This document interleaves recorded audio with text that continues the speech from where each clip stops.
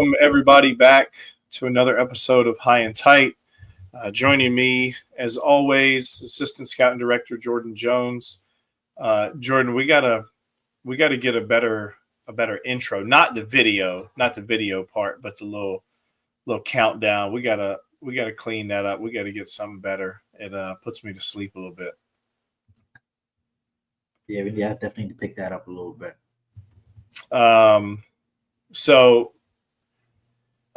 while other people, kind of may think that this is, slow time of the year, and in some regards it kind of is, especially, when you compare it to June and July, and really even the spring season. Yeah, it's a little bit slow, but we have a lot going on right now. And with that being said, the one thing that we have going on and that we're preparing for is a rankings update. You see it scrolling at the bottom. We are here. It is 2026 rankings week. This week, 2026s. Next week, 2027s. The following, we will go 2028s. And for 2029s that are wondering, we will do our initial release of 2029s in the next update, which is like back in November, beginning of December, right after a couple weeks after state games.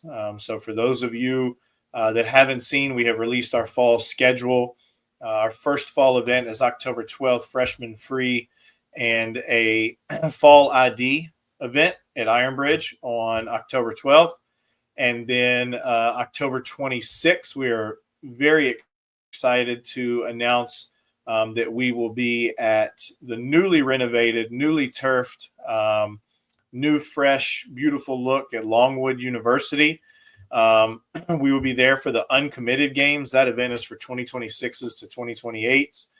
And then the following week is our kind of capstone event, our final event of the year, the mega event, blowout, whatever you want to call it. 200 plus players the past few years.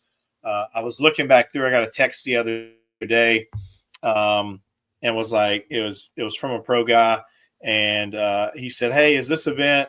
Is this something you should be at? Like this, that, and the other?" And I told him, like, yeah, kind of getting a head start. Like, right, like we have the best players that we usually have at that event are either current juniors or current sophomores, and then obviously some down the road guys with current freshmen.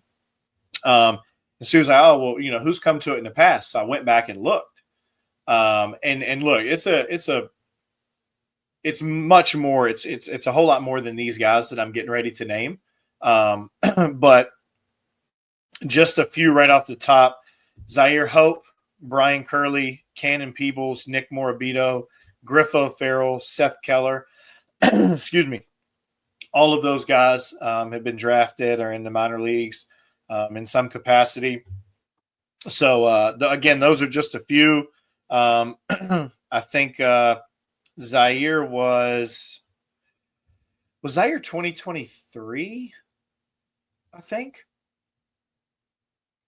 Was it 2022? 2022? Was he 22? Yeah, he might have been 22.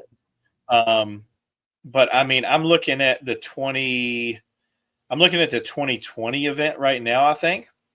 And I mean, 2, 4, 6, 8, 10, 12, 14 out of the first 18 players ended up committed.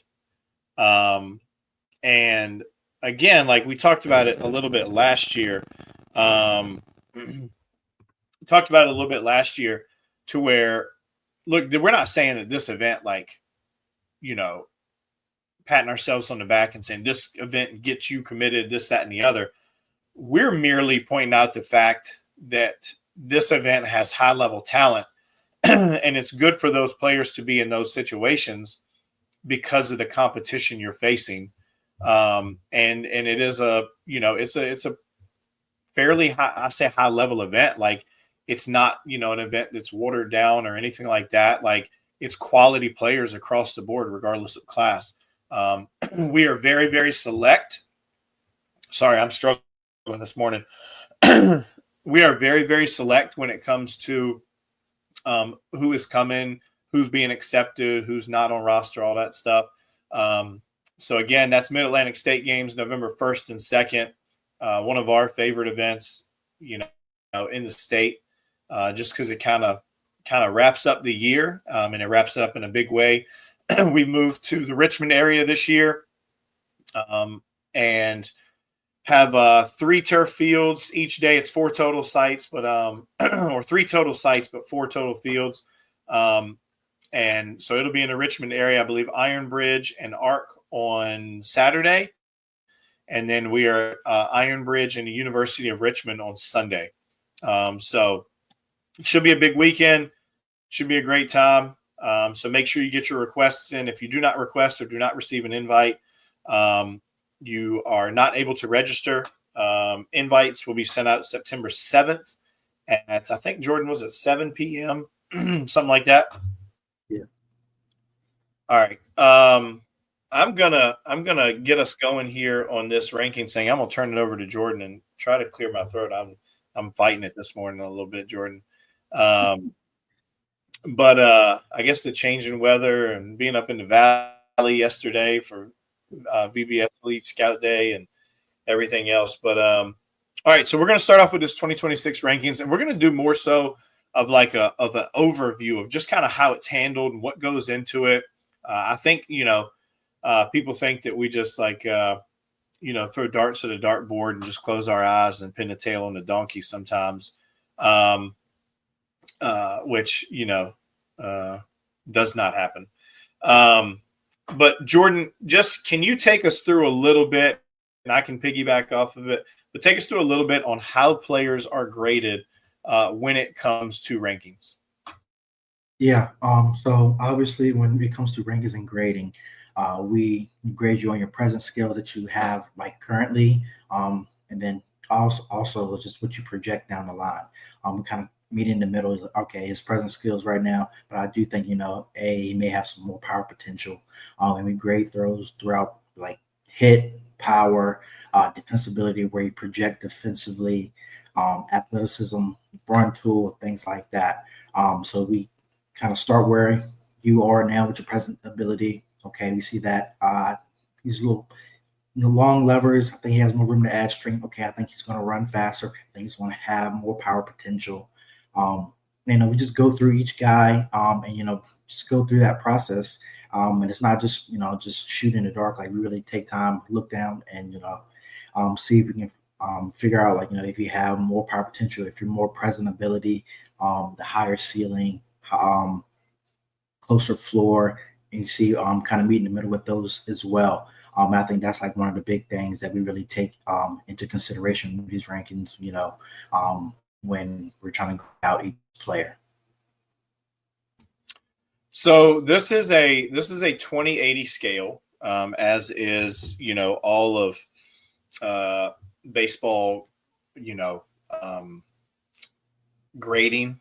When you grade a player out, it's a 2080 scale. There's some places that obviously use like a 1 to 10, but a pro model scale is a 2080 scale. Now, obviously, the vast majority of players in a class are not like they do not have professional tools or would grade out on a professional scale, just because you're going to take a player that is ranked, it's a good high school player and has a chance to play somewhere in college, but doesn't have sometimes even like a single like pro gradable tool. So then you would be taking a large chunk of players in a class, and everybody either wouldn't be to scale or they would all be 20s. And so then you're left with a bunch of guys who are all graded out at 20s. And now we're sitting in the same situation of just looking at a bunch of names with, no data or metrics or kind of like validity or proof to kind of what we're trying to do. So now, with all that being said, like obviously all of this grading and all that stuff is internal, but we're just kind of pulling the curtains back a little bit and letting everybody know, hey, there's a little bit more that goes into this. And with that being said, so instead of doing a 2080 Pro model, basically we base it off of a 2080 like Power 5 model, in terms of how would a player, Power 4, I guess now, how would a player position themselves at a Power 4 school? Well, then somebody's going to come in and say, okay, well, you know, such and such can't play, at a Power 4 school, or such and such is going to play at, a Division 3 school or something like that. So why don't you grade them on, and Jordan and I can say this, like, it's obviously it's a powerhouse conference. Like, why don't you grade them on how they'll be in the ODAC? Or will they be an all-conference guy in the ODAC? Will they be a starter? Will they be an All-American? Where will they play positionally? This, that, and the other. What's really tough for us to grade a player like 2080 in the ODAC and then grade a player 2080 in the SEC, right? Because you're gonna ding a player because maybe like, hey, like, player has a chance, maybe year 2, year 3, whatever, at an ACC, SEC school, something like that. So you're grading them differently to where, hey, this player comes out at maybe like a 47, a slightly below average player at a Power 4 school, at an ACC, SEC school. And then you have, this guy who's going to be a stud and potentially a day one guy at an ODAC school. And that player's getting grading out at an all conference type player at like a 60 or something like that. So you can't grade them on different scales, right? It has to be across the board. It has to be uniform, in order to create kind of a level playing field, if you will, for everyone. So that's how players get graded out. Again, Jordan talked about some of the categories. Obviously, some of the easy ones to point out. Just it's kind of like surface level type stuff. Your hit, your power, your run. We account for your overall defense, your positional value, where we project, or again, if we're talking about 4 level, where could you play at that level, positionally, right?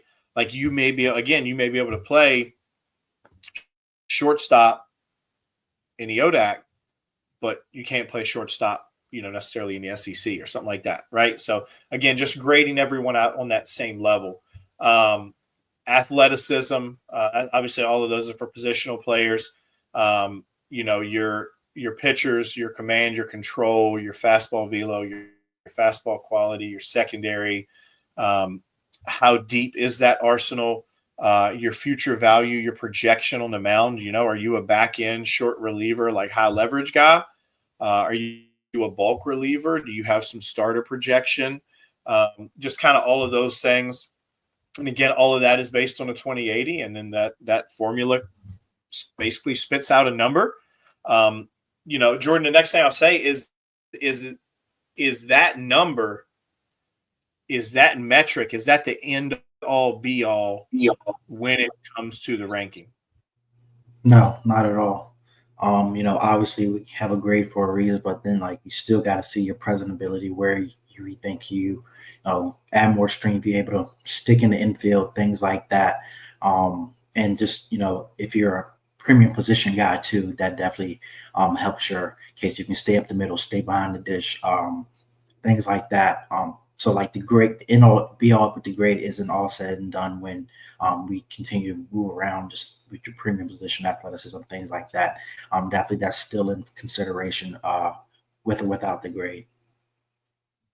Yeah, and I think once you get into a kind of a lump of guys that are kind of like I don't want to say all the same, but very similar players. Hey, we got 4 right-handed hitters who project as corner outfielders or something like that. Then you take the grade and you go, okay, this is where we're going with this, right? But again, the grade doesn't take necessarily into account, hey, this is a left-handed hitter versus a right-handed hitter. This is a left-handed arm versus a right-handed arm.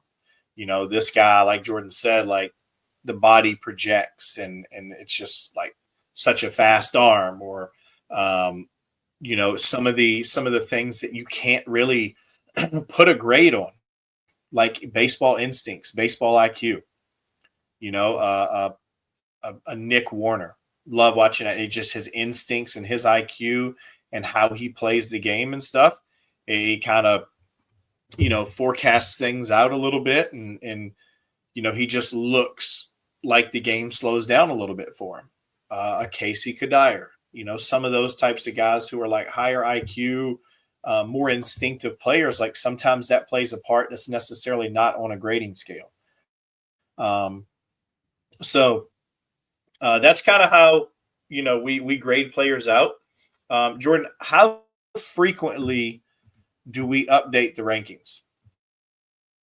Was multiple times throughout the year. And we have one going into the winter, one after the spring, one after the summer, one heading into the winter. So it's many times throughout the year. Like we see guys all throughout the year. So things definitely change for guys. Like guys are getting better, getting faster, getting stronger. So I think that's just well used when we like see guys so much that we need to update throughout the year, because guys have different trajectories, different paths. Guys develop faster, a little bit longer than others. So I think that just helps us throughout the year when we're updating, because everyone has their own path and develop on their own time. So I think that's just a lot helpful for the players, because you develop how on your time. So I mean, I think that's throughout the year. I think that's the big thing for us. We update multiple times throughout the year.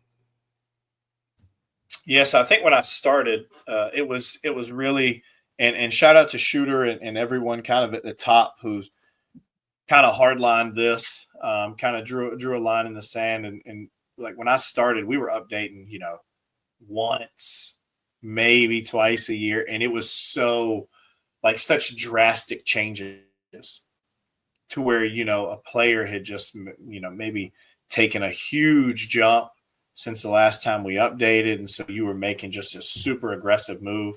Or, maybe a player had kind of just really taken a nosedive. And so, he kind of took a fall, pretty substantial one. So shout out to Shooter and all of those guys for kind of hard lining and heading up all of the rankings update stuff. But we update quarterly, every 3 months, essentially. We updated, I guess, late May, Jordan. Late. Yeah. And now we're updating late August. And then we'll turn around and we'll update, like I said, late November. And then we'll turn around and we'll update again, I want to say like February, March-ish. So we update roughly every 3 months. We see a fair amount of players. Obviously, the one in between the spring and the late summer, the one that we're coming up to now, probably sees the most changes. I would say that one sees the most changes. We see a fair number of changes in the spring one. The reason that we don't necessarily see a crazy amount of changes in the spring one, to be just very honest, is that we don't get a day, and I guess we could take a day, but we don't get a day or in this case, I mean, Jordan and I have been going at 26s for 2 weeks. It's kind of been an everyday thing. And then we've had to start blending 27s into it. But we don't really get, hey, take these 3 or 4 or 5 days just to sit down and just crush the rankings. So it's not and we'll get into the soft update versus a full update. It's not a soft update. Probably the winter one is probably the softest of the 4 updates. But it's not as full and as extensive as this one.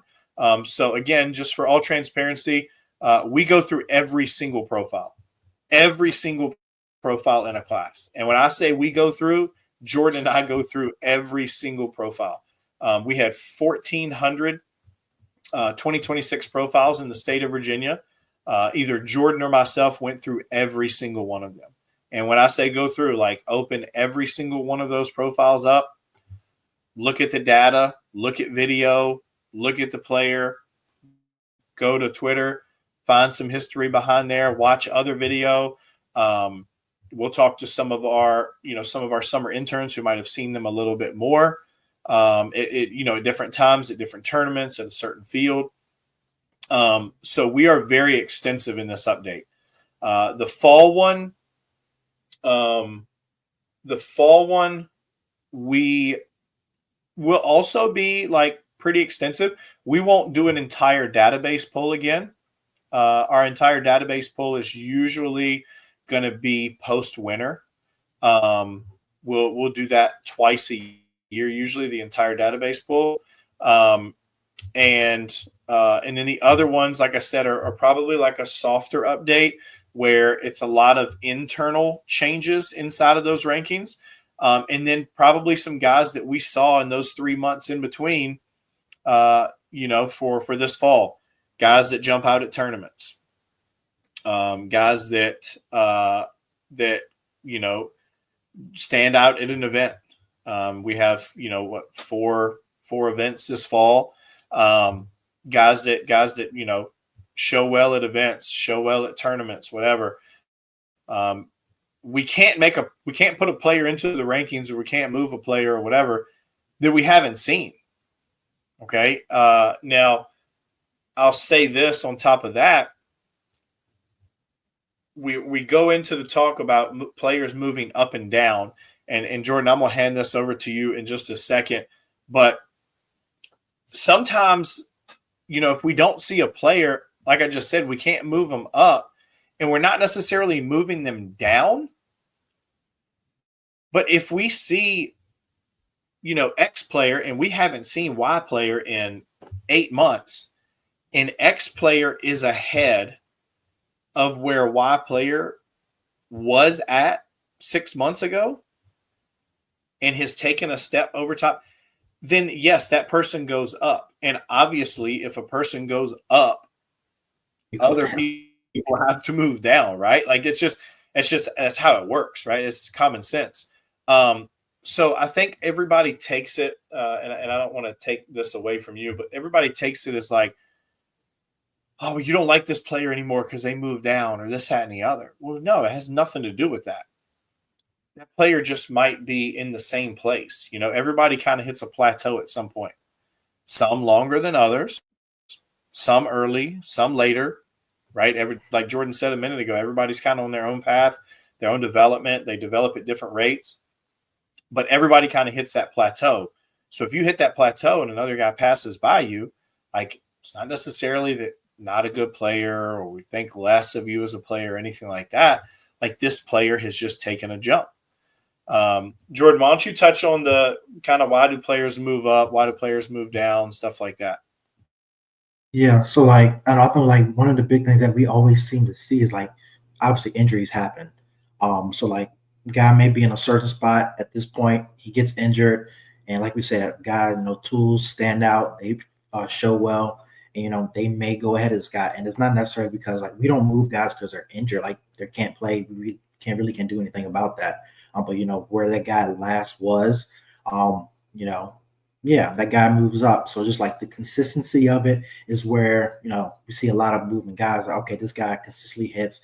He can defend our premium position. Yeah, this guy can go up. Or this guy, may projects at a corner position, not a premium position, may slide back a little bit, some things like that. But like, I think just the consistency of like, when we see you, how consistent you do it other places against quality competition, that's a very, very huge thing in movement. If you show very well consistently against quality competition, hey, this guy is able to hit at a high level, gets high quality arms, things like that. So that's definitely some reason for moving up too. So moving up, moving back, if you don't hit well against high competition, but you can just barrel the average, below average competition like that, that definitely varies where we can see some movement going up and down. That's a lot for hitters and also arm as well. If you can miss bats, also quality hitters. I mean, that definitely gives you a reason to move up and down too. So I think that's like the consistency of it and high quality competition. What you do against that competition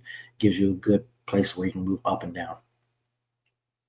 Yeah, and we'll see players, and that's why we'll get it sometimes feedback. Oh, well, you only go to see these types of games or this, that, and the other. That's not true. I've been to some tough ones to watch some players kind of way out the way. Mainly talking like high school.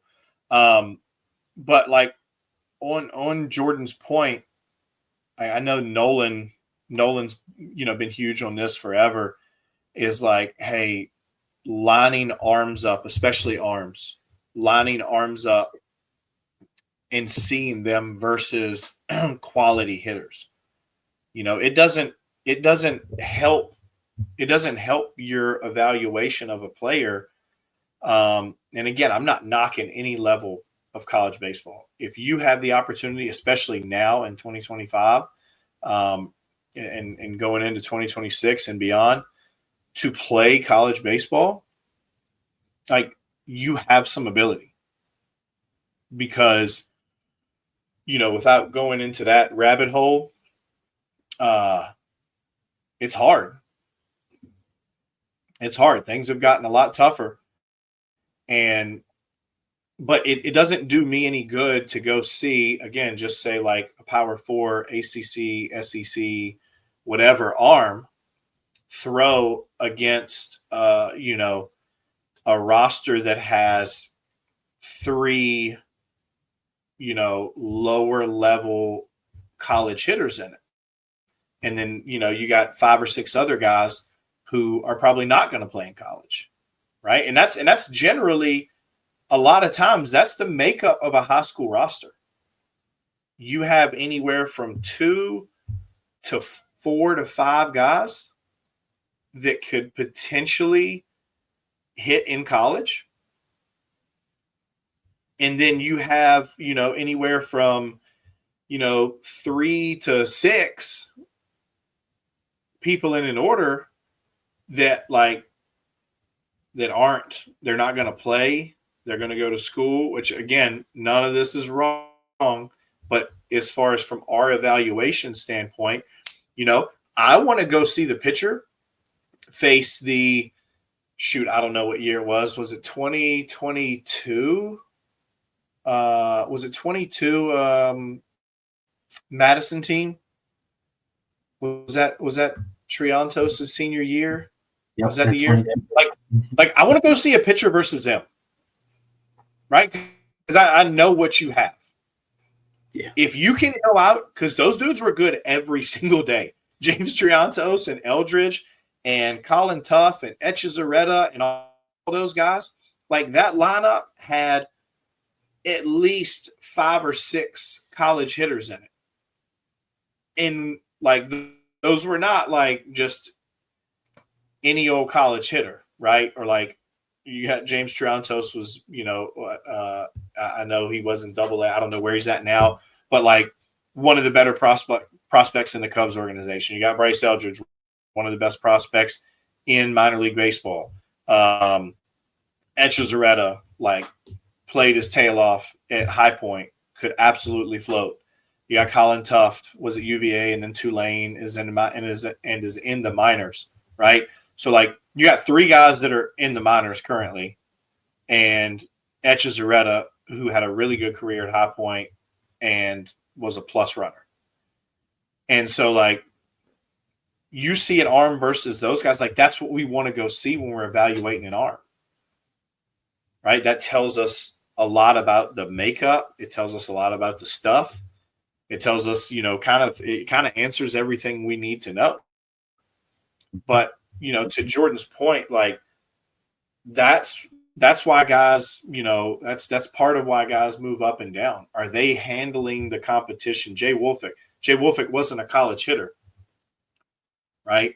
But in high school, my guy, freaking, it didn't matter if he was facing 72 or 92. He was going to compete, and he was going to hit, and he was going to help Benedictine win. On the mound, in the box, in the field, like, those are the guys that should be at the top. Casey Kadire. I know, we get flack about talking about Casey all the time, this, that, and the other. That's fine. Like, I think part of it's jealousy, but anyway, he just shows up and play. He just shows up and plays. Right? There's no huge carrying tool. It's not elite power. It's not an elite run. He's not an elite defender. He's just really freaking good at everything. He just shows up and plays. He's instinctive. He's a high IQ. Like, that's why he's a good player. But there is some significant movement in this rankings update because we saw a lot. Some good, some not great. It happens, right? Like, it happens every rankings update. It happens every year. Doesn't matter the class. But like, that's why players move up and down, because some players just take a jump, and more so than players going backwards. Like, I don't really like, that's a thing that gets said, and in a sense that does happen, but it's just players just haven't taken that next step to get better, whether they're just like physically tapped out or just tired or playing injured or whatever it is. Like, that's why guys end up moving down. Now, we talked about, like, hey, it's not so much guys moving down or whatever as much as it is like players just going above him. Do guys move down? 100%. 100% guys move down, just from a sheer standpoint of they just haven't shown very well. That happens, okay? But more times than not, players are moving up because they've taken that next step above that player. Now, projection versus present, floor versus ceiling. Jordan, you touched on that a little bit earlier. What would you like? How would you describe it? And it seems pretty simple to us, but that's not always the case for everyone. How would you describe projection, like, versus describing a player who's present? Yeah.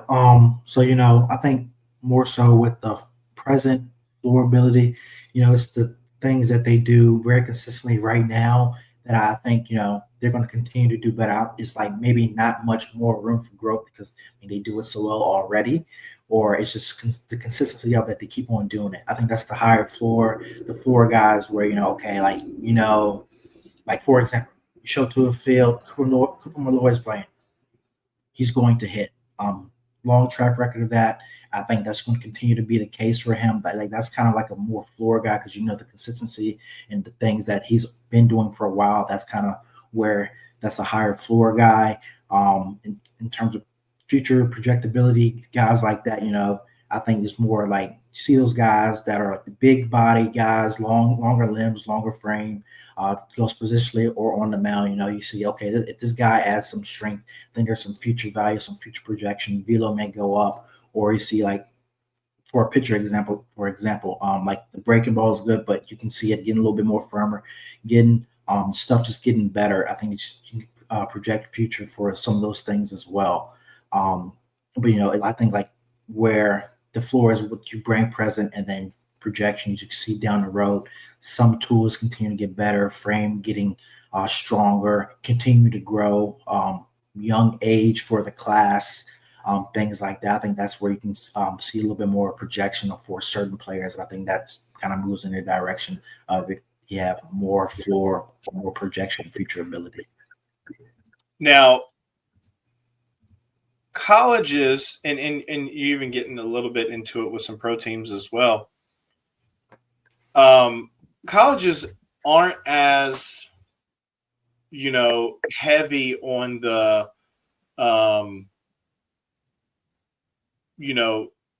we want this young player because of all the projection left and this, that, and the other.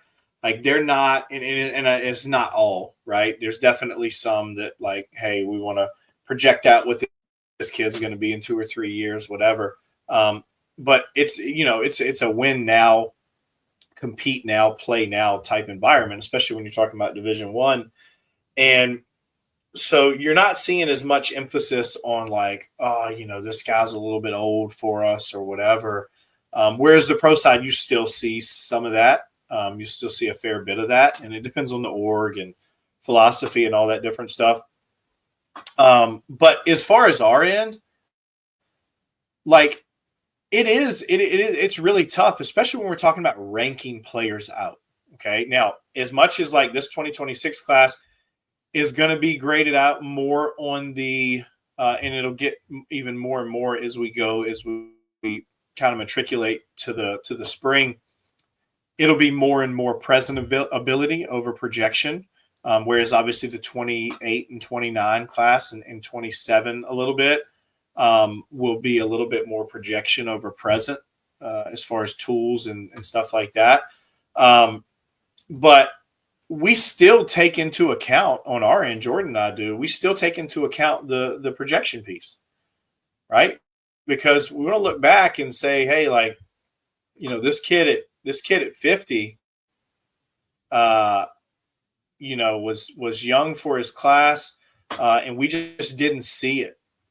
We just didn't see it, and we didn't project out well. And we keep using that word. But we didn't project out well, and so we kind of, if you will, missed on that one. And then we look back in 4 or 5 years, and you know he's in AA and is a top 20 player in an organization or something like that. And we just didn't project it well just because we were looking at the now. Well, hey, well, like, you should see that this kid is, you know, a senior and he's, you know, I mean, we've seen guys, I don't know, I know a young one, I won't say like names or anything, but some young ones for the class are, you know, just turned 17. And then we have some ones in the class that are pretty close to 19. And so you're talking a year and a half, you're talking 18 months. That's a huge gap for young men that are still growing physically and in the middle of kind of their maturation.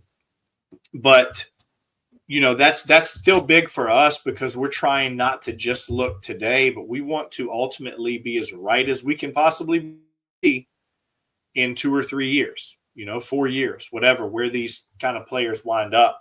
So we definitely have to take the present, but we also have to look to the future when it comes to body types. How do they move? What is the arm speed? You know, if they're a slow arm, no, you know, I'm just throwing out a random, just kind of eval here, if you will, like slower arm, average body, 5'11", right-hander who has some command and control issues and like hasn't added any arm speed, hasn't added any strength, stuff hasn't really gotten secondary, hasn't gotten any better, has a trouble competing in games, stuff like that. Like, okay, they throw hard, but they look tapped out physically. They're older for their class. It's not elite arm speed. Like, where is there any ceiling left? Right. So that's when we say, okay, this guy's a tighter floor and ceiling. Okay. And with those guys, like, it's tough to say, hey, this guy needs to shoot up because at this point, like, we're kind of past that, you know, extreme projection point. Now you take a guy like, I'm just going to throw out a random one, Evan Salapka. You take a Salapka who's 17 and some change, 6'5", 191, thin, long, has room to add strength, has room for the breaking ball to clean up, but can compete versus good hitters with the fastball, and has probably, you know, on a college scale, Jordan, I would say on a college scale, it's probably, I mean, I'd say it's probably close to 50 velo, probably like in the 45 territory. Yeah.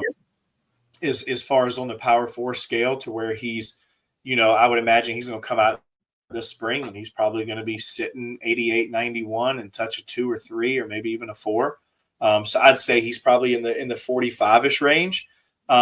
That's a guy who has some ceiling left because there's some things that he will be able to clean up and add polish to. And he already pitches and competes and wins with what he has. And the body is not tapped out yet. right? So that's what we talk about when we talk about floor versus ceiling.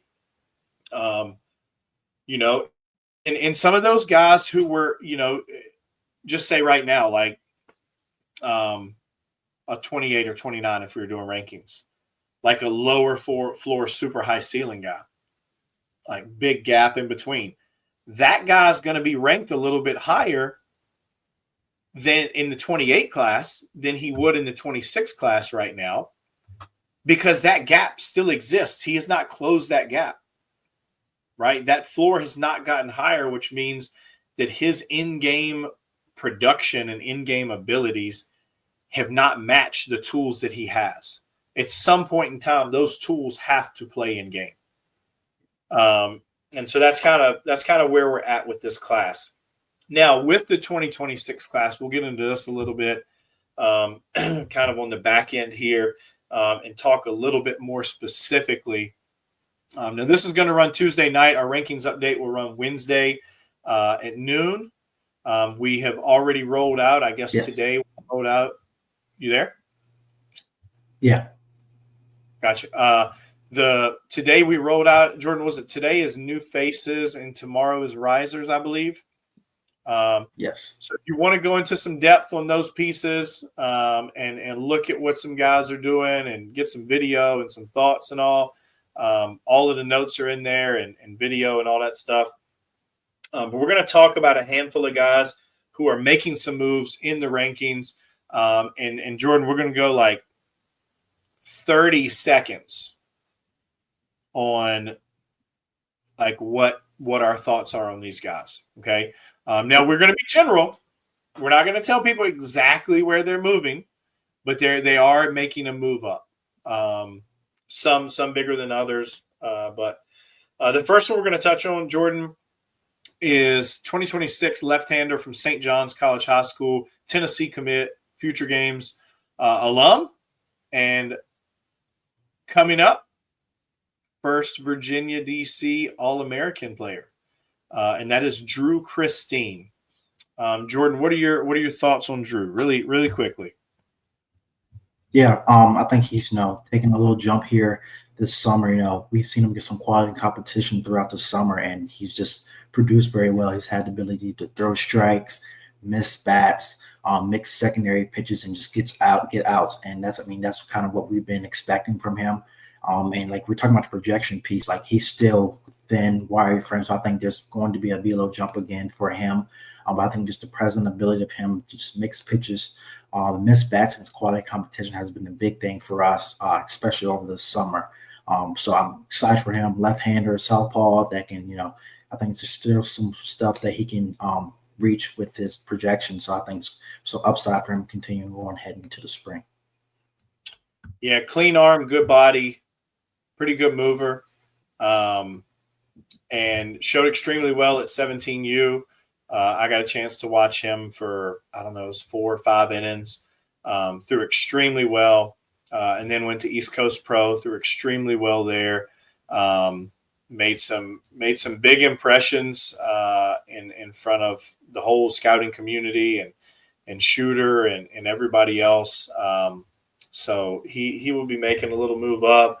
Another one that's going to be a pretty significant mover is 2026 St. Anne's Belfield shortstop, Richmond commit, also Future Games alum, on the team with Drew Christine there last year. And that is Will Yao, Richmond commit, shortstop, St. Anne's Belfield. Jordan? Yeah, tools. Premium runner, you impact the game with the speed. The impact has picked up over the summer as well. He's shown the ability to run the ball to the yard a little bit more, extra base hits, especially with that run tool, can definitely turn a single into a double to a triple very quickly. I just said the athleticism piece and the physical things have stood out a little bit more heading to this throughout the summer, where he's picked up some strength there and it's showed up in games. So I think that's one of the bigger things for him that's stood out to me during the summer. Speaking of tools, the angry old men on Twitter that talk about there's no way this player ran this and this player ran that. Meanwhile, they tapped out at JV and ran 8:060s. Yeah. Yes, Will Yao ran a 6:15. Yes, it was 180 feet. Yes, he ran. What was the split, Jordan? Split was something stupid. 1:49. Yes, he's really fast. Yes, he's faster than you ever were or ever will be. And this is just speaking to the grumpy old men on Twitter who just yell at the clouds and,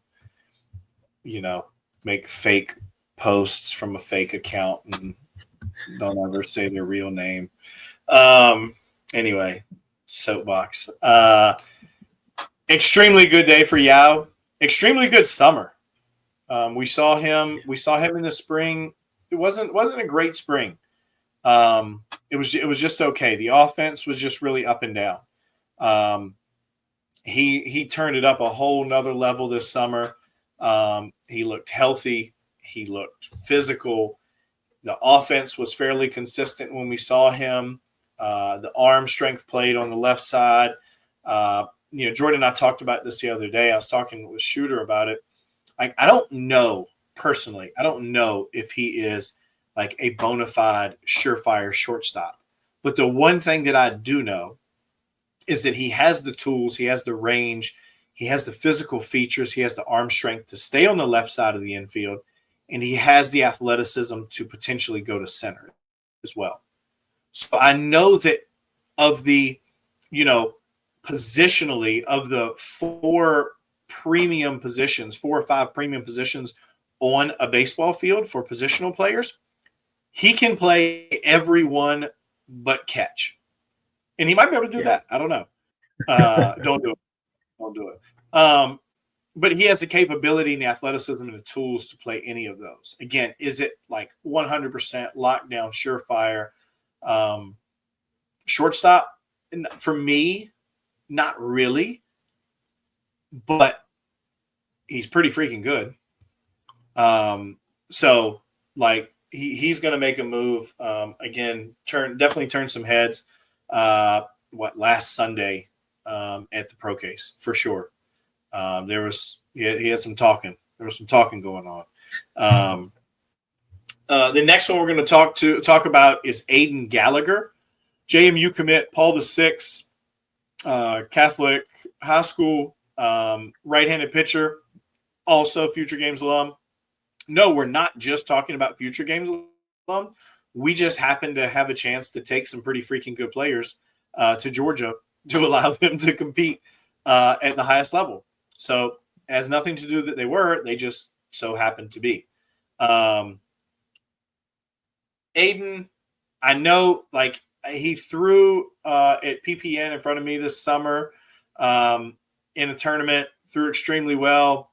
And then you got a chance to see him at Lake Point, and a lot of the same. Yeah. It just seemed like a good trend for him throughout the summer where he just got the ball in the start and just dominated the opposing lineup. There's not many guys that want to compete on the mound as hard as he does each time out. You see him as a high energy guy on the mound, works with quick pace, able to mix multiple breaking balls, secondary pitches, and he competes with the fastball as well. He's been up into the low 90s, but usually pitches in the upper 80s. But he's a guy like when you hand him the ball, he's hand the ball, say see you later. He's going to compete. He's going to get after opposing hitters, show us some energy. He's like one of the more exciting pitchers to watch in this class because of the way he likes to compete against quality competition, any competition. Just give him the ball. He wants to attack opposing lineup. So he showed very well multiple times in front of us this summer. Yeah, great kid. And just like you said, like, it's not, and don't take this the wrong way, it's not like elite stuff. It's really good stuff, and it's and elite's a aggressive word, but it's really, really freaking good compete. Yeah, like he just pitches and he gets after it. Him and Purdue that's going to be a pretty special 1-2 this year. It's going to be a pretty special 1-2 at Paul VI. Really tough to compete against that. The next one we're going to talk about, this one's kind of been coming for a while, but we didn't have to wait, but we did wait. Lee Garris, JMU commit, 2026, obviously, Maury High School, left-handed hitter, physical. We talk about elite bat speed and hand speed, and elite aggression in virtually everything he does. If he is playing on a dirt field, there's probably two guys off of that Phillies team that you're going to be able to pick out. And one looks like a freaking middle linebacker, like an H-back. And the other one is looks like, no offense, but it looks like a string bean. Him and Kadire and Lee usually hit back to back for that Phillies team, and they are the dirtiest dudes on the field. But Garris is gonna make a fair jump up. Like I said, just like extremely aggressive. Everything he does in the box, on the bases, is extremely like aggressive takes, aggressive swings, start to finish. Jordan, what are your thoughts here? Yeah, I mean, I just think the tools that he has the ability to change a game in an instant. Like I said, the bat speed, he'll get the barrel out, turn the barrel early, late in counts, get on the base pass, he'll swipe bags to no end.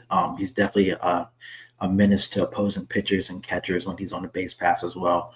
I just think the tools that he has, it's just he can impact the game in multiple ways and change a game. Especially just let alone his presence. Like he doesn't even have to swing the bat. Like pitchers, outfielders, like they know what he's capable of doing and changing the game. So I think he just like whenever he steps on the field, he's able to impact the game. Yeah, I think for me, the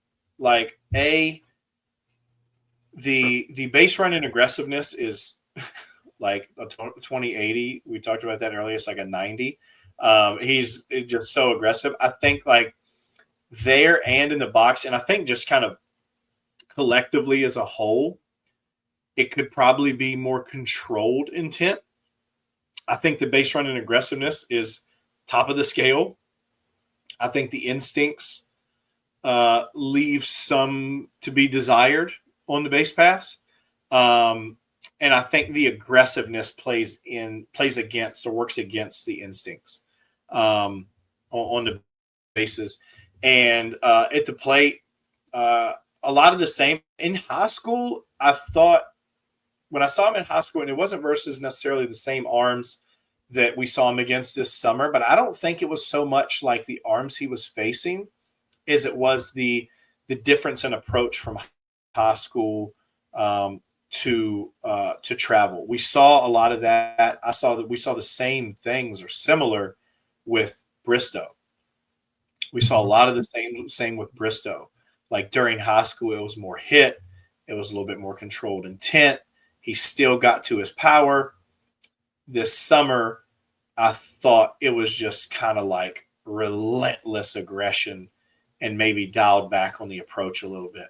But the instincts at the plate, the hit ability, the hitterish for that, like that ick word, but it is true. Some hitterish tendencies with Garris. And then positionally, like we saw him in center field, like every game this summer. He played third base in high school. I don't necessarily disagree with the fact that maybe he's outfield, over infield. He didn't do anything in center to say for me to say, hey, he's not a center fielder, but there was nothing he did to say, hey, he can play center, right? He can play in the lineup. I can tell you that. Yeah. So Garris will be making a move. Let's move on to another one. Senior Future Games alum. 2 years, two different kind of paths, if you will. Logan Clark, the NC State commit, Halifax County High School. Another big arm out of Halifax to join the likes of Jeremy Jeffries and Andrew Abbott, among others. Obviously, those are the two headliners. But Clark was up to 95 this summer. I saw him like 4 times this summer. I know at least 3. You saw him, I guess, at least twice. Yeah, 2 to 4 times at least. 2 to 4. Yeah. So Jordan, what are your thoughts here? Kind of like what you said, two different paths from last summer to this summer. The arm definitely took off this spring, and I think it's kind of leading. It definitely leans more arm, just because the raw arm talent that he has. Fastballs and up into the mid 90s, works in the low 90s regularly. The thing for me is the breaking ball. He's shown the ability to miss bats, landed, has good shape, it's firm. So I think that's just kind of like another step for him that I like that I saw him take this summer. But definitely there's still some more polishing to do, but like there's some upside with that raw arm talent that he already has.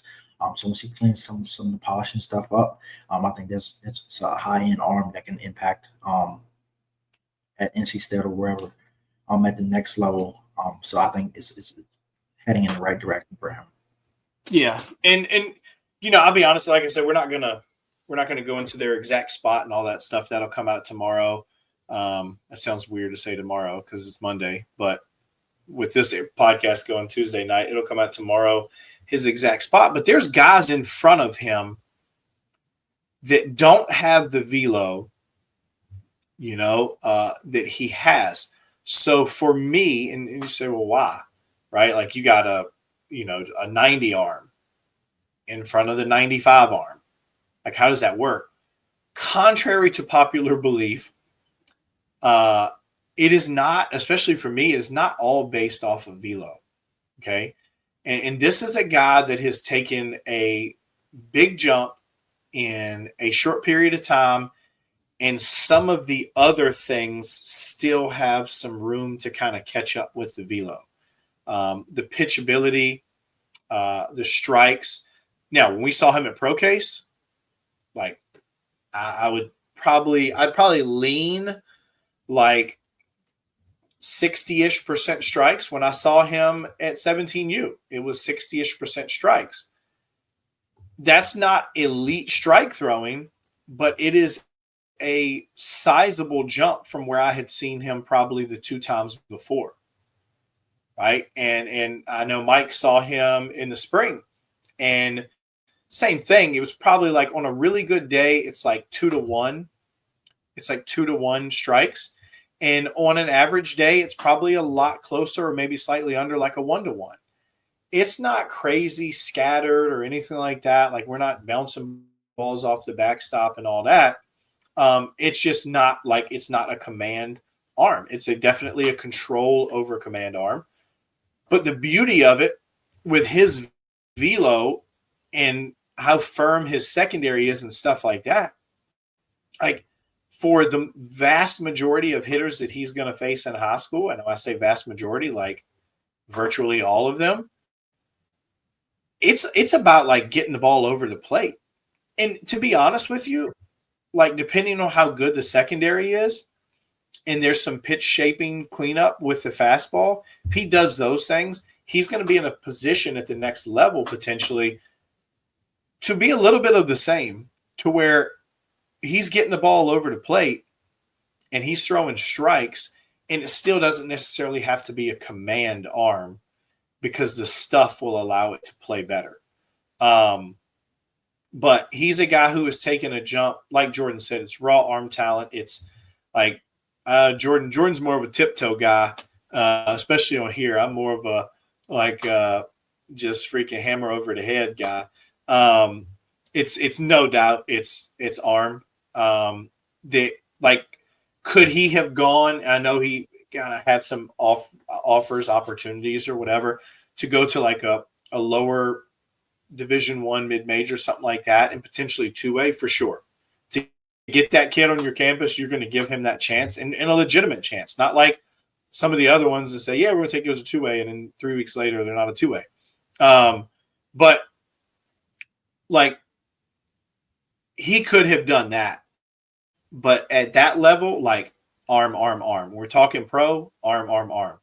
You're talking about like a floor see. We talked about it earlier, like a floor ceiling guy, like a big gap floor ceiling guy at the plate for sure. He has closed that with the floor on the arm though, Yes. and the tools are still there. Like he's in a, as far as a watch goes, he's an above average runner. It's like stupid juice at the plate. Like it comes off at like 102, 103, 104. It's just like the arm is just leaps and bounds when we're talking about a power four level ahead of the bat. All right, next one, Jordan, another senior future games guy, Jake Gunning. Why is he taking a jump? We talk about guys like have a hit tool, have a power tool. I think he has the combination of both. There's a sense of adjustability at the plate. He can use the backside of the field with impact. But I just thought this spring he swung it very well for Highland and just went on to the summer with that, showing the ability to impact, hitting to all fields, and just being consistent with both. I think that's a big reason for him making a movement. Just the tools that he has at the dish, being consistent throughout the spring, summer, kind of having that track record of that. Yeah, and I'm sure people are like, oh, it's, you talk about positional value and this, that, and the other. Like he's a right-handed hitting first baseman. Sure. Yep, absolutely. And he produces offensively as well or better than half of the hitters that are in front of him. And, okay, well, why is he not? Well, because some of those guys have maybe a little bit more positional value. Some of those guys might be a better athlete, might hit from the left-hand side, like whatever. This is why he's making a significant jump up, is because he does produce in game. He can hit for average. He can hit for power. He uses the backside of the field. It's consistent. Like, this is a really good get for William and Mary, I think.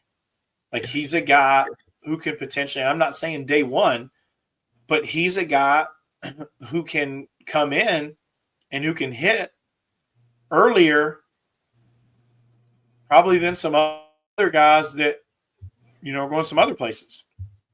But I just think the hit has just really taken a significant jump. And it's just consistent, and it works, right? It just works. The next one and last one we're going to talk about, Jordan, is another Nova guy. We're going to go to Landon McGinn, St. Paul Catholic High School, Radford commit. He was at state games this year, right? Yeah. Yes, he was. State games. Was hoping for him to be a senior future games guy. We exchanged some texts and stuff like that, and he ultimately decided to commit to Radford before senior future games. And don't, hold anything against that. We would have loved to have him, but you get those opportunities like he got. You got to take them. So shout out to him for his commitment and the kind of the jumps and stuff that he has made. Jordan, you've seen Landon, I think, a little bit more than I have. I saw him a little bit in the spring and saw him this summer. But why don't you take this one?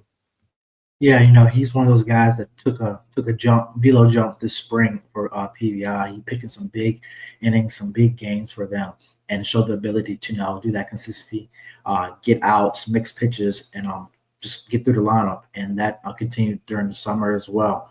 I like the way that he moves on the mound. He can get up into the upper 80s, but pitches in the mid 80s. But the ability to spin and break them off, firm slider for strikes, mix pitches. I think there's more velo coming, just the way his move, the way the body projects. But you're talking about a guy that you can give the ball, and he's going to be able to get outs with multiple pitches. So you're talking about a guy that you can mix in with Purdue and Gallagher this spring. That's a tough rotation to get through for any lineup. So I think it's more coming for him, but it's the present pitch ability that he has is really what makes the jump for him. Yeah, absolutely. Good body, can spin it. Lots I like there. Radford commit, Landon McGinn, St. Paul the 6th Catholic High School. All right, now Jordan, we're going to wrap this up with uncommitted guys. The school should be taking some interest to. You take it however you want to, right? Like it's your decision as to how you take, what we're getting ready to talk about. And it's going to vary level to level, right? We're not just talking about just D1 guys or what we think or whatnot. But we do think, I feel very strongly about these guys being able to contribute to a roster at the collegiate level. I'm going to give you the first one, Jordan. 2026, Great Bridge High School two-way, Brody Comparto. Yeah, Brody, he took a village on the mound this spring, this summer. But like one thing that's never changed with him over the last few years, just his competitive energy. It's like a bulldog mentality on the mound. He's the guy that you want to give the ball in big games, high leverage situations, because he competes, brings energy. Fastball can work into the low 90s. He can spin a breaking ball for strikes. He competes on the mound. So he's a guy. I think there's still more room for him with the athleticism. But no, also positionally for him, man, he hits. He hits. He has some fluid actions in the infield to be able to defend. But I think he steps into the box. He's going to compete as well. Show the ability to hit the off fields, line drive tendencies, really. But I think it's kind of more arm. But you can't count out the bat and positional value for him just because of the way he likes to compete on either side. And I think that goes back to the conversation we talked about a minute ago. Like, hey, we're not talking about just Division I guys or whatever. I think where he falls in terms of like we were talking two-way, it just depends on like where we're talking about him going to play, whether he could two-way or not. I agree wholeheartedly. I think it's an arm. I think his biggest asset at the plate is his compete. Mm-hmm. I think that's his biggest asset at the plate is just that he wants to win. He wants to win at bats. He wants to get on base. He wants to find a way to get it done. And I think it's a smaller, thinner frame. There's not a ton of impact there. It's more hit. I'll be transparent. And we've talked to Brody a ton, but the BP at Senior Future Games, I was like, ooh, it wasn't his best round of BP. Well, he comes out first at bat, line drive, well hit ball, and I think it was workout, and then like a 2-hour break, something like that, 2-3 hour break. Then he comes back and he leads it off, and just a barrel. And I was like, well, there we go. And it just goes back to talking about like his level of compete and want to. Same thing on the mound. I think that just bodes really well for him on the mound. And he's a guy that school should, probably be having some conversations with if they're not already. Mine is Caden Bell, Potomac Falls High School, right-hander. I want to get into the to the back and forth of you take this guy, but you don't take this guy and this, that, and the other. And I get it. Everybody's got different eyes. Everybody thinks differently, different, mindsets and philosophies and all this stuff. And I understand like there's times where we've seen Caden where it's more in like the 84, 86 range, 84, 87 range. And then we've seen him in the 86, 88 range. But I'll take this guy over the 89, 91 guy who has average control and an average at best secondary pitch, who you think might throw a little bit harder but struggles to get people out. Like, give me this dude every day of the week. I'm going to throw him twice a week, not starting. Okay, I'm not that high school coach. But like use him in, again, maybe like a high leverage, short relief, middle relief type situation, midweek, back into the weekend. I think he would be like a perfect guy for, I know there's some coaches who pod and stuff like that. I know Coach McCrae's not in in Virginia anymore. It's up there at Rutgers. But I think Caden would be like I don't want to say a perfect pod guy, but he would do really well with that. Where he's, 2, 3-ish innings, 1.5 times through the order, spins the breaking ball at a ridiculous clip. And it's firm. I think there's some more future velo there. It's a whippy arm. It's high waist. It works. Like, I for the life of me, and I'm going to get a little sideways here for a second. For the life of me, I cannot understand why schools are not all over this kid. And I know there's some schools that are having some conversations and stuff like that. But I don't know why there's some other schools not all over this kid. Oh, it's a little bit light. Yeah, well, the other kid's a little bit firm and doesn't get anybody out. You have to get people out to win. You can watch a game and we're putting 6 guys out on the mound in 4 innings because none of them can get out, and yet we still tell this kid no. Like, yeah, sign me up for this dude. Sign me up for him. Like, love it. We're going to start doing some spotlights on some uncommitted players and stuff like that. But big Caden Bell fan. The breaking ball and breaking ball alone is worth its weight in gold. Big fan. All right. I'm gonna digress now, Jordan. All right. The next one I'm gonna send over to your way, Jordan, is one you wanted to talk about. Another senior future games guy, Gavin Genovese, Gainesville High School, third baseman, physical athlete, state champion. So, yeah. Jordan, why don't you take it away? Yeah, I'm talking about a guy that checks the eye test immediately when you see him. Physical, athletic for his physical frame as well. Don't sleep on the athleticism with him as well. But you're talking about a guy that you can put in a lineup, and he is going to impact the baseball. He doesn't get cheated, but there's some adjustability there. He can use the backside, but there's more pull. But the impact can work to all fields as well. I just think just the ability to impact is going to be a huge carrying tool for him when he steps onto a campus. In the athleticism, I think third base, first base, he can do a little bit of both. But I just think, for his size, he moves well athletically, and just, the ability to impact the baseball at a fairly consistent rate is a big thing for him. He showed it throughout the spring. He went down there and hit a mammoth home run at senior future games as well. So he shows up in game, not just BP. But, he's a guy, I think college coaches should be on just the way he can impact the baseball.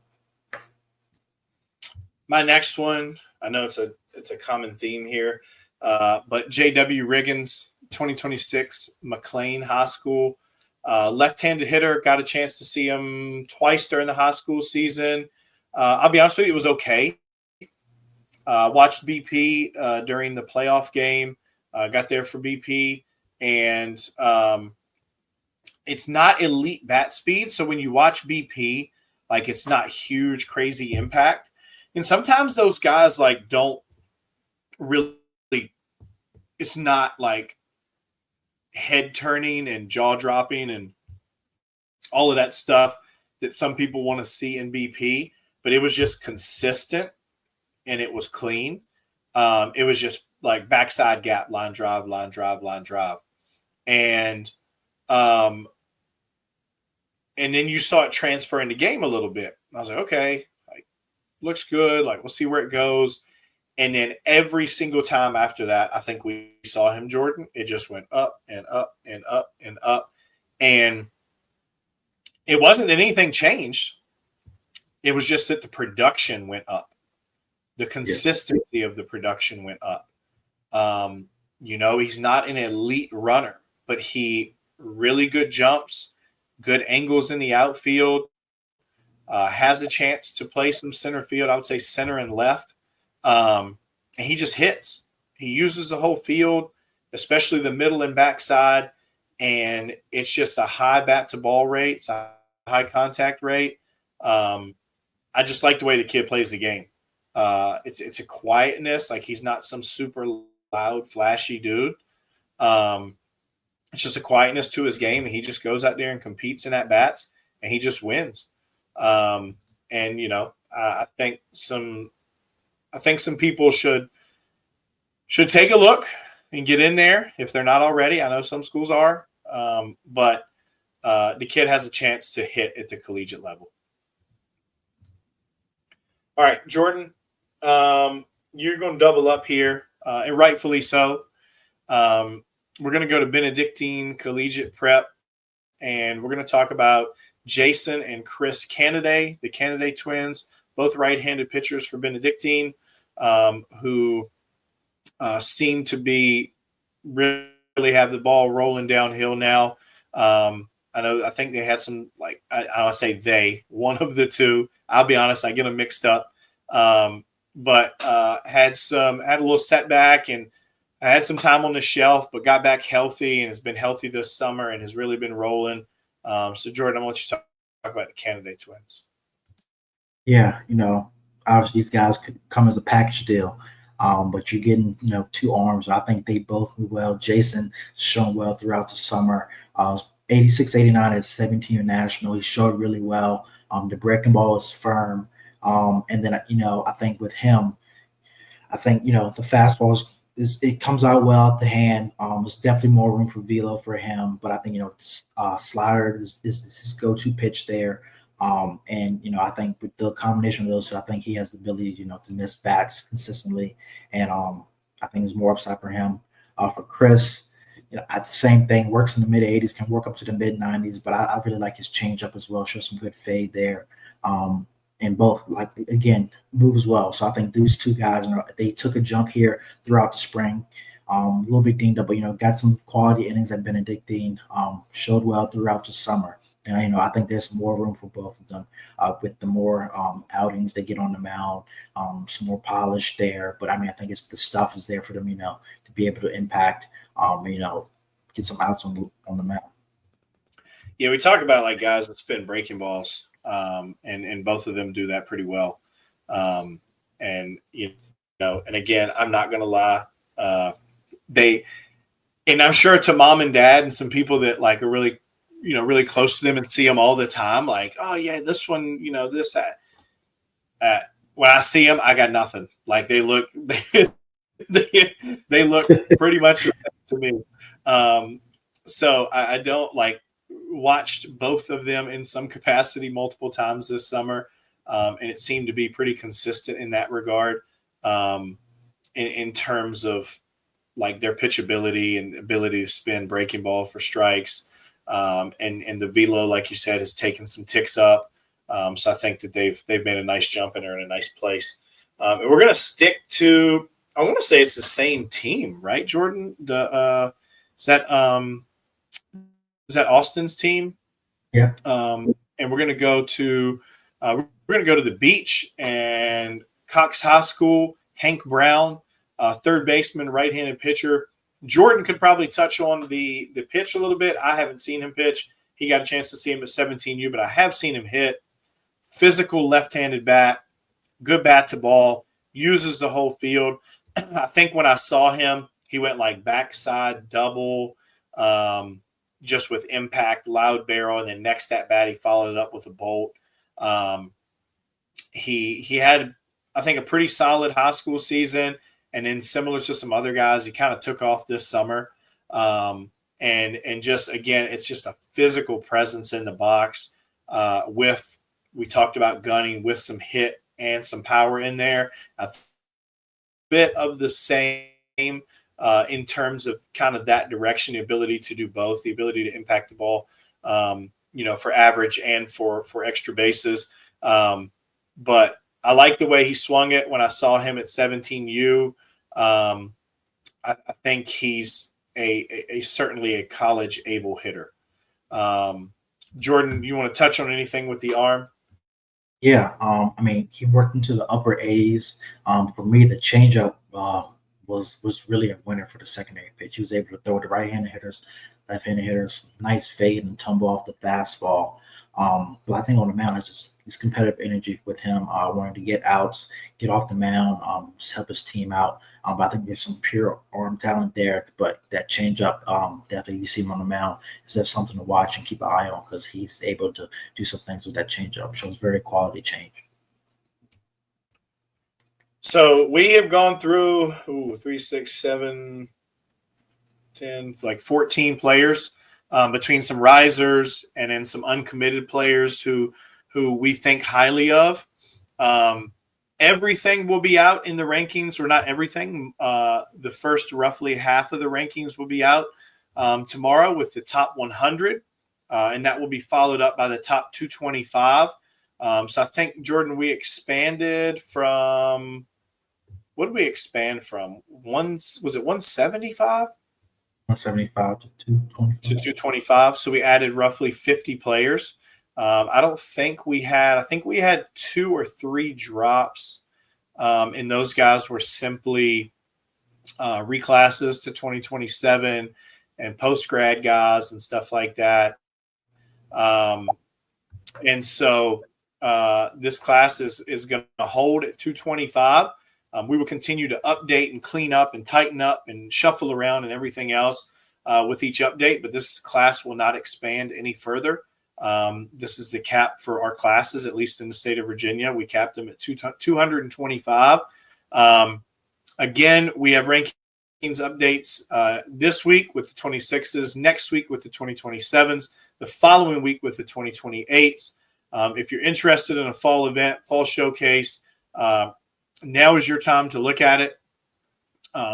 They start October 12th and run through the events run through November 2nd, and it covers every class from 2026s to 2030s, with the 2030s being able to do the freshman free showcase only. Other than that, Jordan, do you have anything you want to add before we get out of here? Yes. Request for fall state games, guys. If we don't have any video on you, it's hard to accept the invite. So please tag us in videos, send us videos, email them, DM, whatever. Video helps. So definitely on that end for fall state games, if you're requesting an invite and we don't have anything on you, please send video, please. Saw a player yesterday and liked what we saw. Got home last night, and the player had sent like 6 or 7 or 8 different clips of video of them playing. They're like, hey, I really want to come to state games. Here's some video. I know today's one of the only times y'all have seen me play, this, that, and the other. So shout out to that young man for being able to follow directions. That's not always the case. But yeah, if we haven't seen you, if you play for an org that maybe doesn't do anything or much stuff with us, maybe talk to them about doing some more tournaments and a scout day or something like that. But also, get some video over to us. Most importantly, get some video over to us so we can look at that stuff. And we'll go from there. Remember, September 7th at 7 p.m. It's a lot of S's and 7s and stuff. September 7th at 7 p.m. State games invites will go out, Mid-Atlantic State Games invites. So make sure to get those requests in order to be a part of it. Appreciate everybody joining us today, and we will see you all again next week as we recap our 2027 rankings week.